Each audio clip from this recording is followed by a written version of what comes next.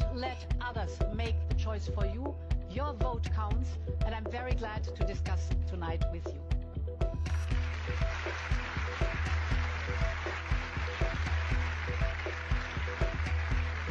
Thank you very much.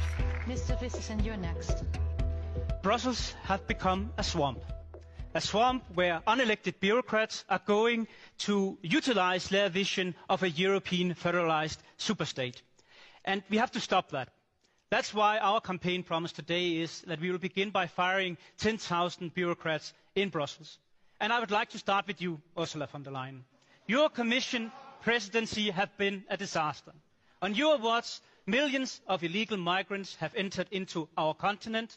On your watch, you have been at the focus point of the Pfizer scandal under investigation by the European Public Prosecutor's Office, and not a single European is eligible to vote for you when you took office the first time, nor this time. This is not worthy of a European democracy, and therefore, if it's for us in the Identity and Democracy Group to decide, you will be the first one fired after the elections.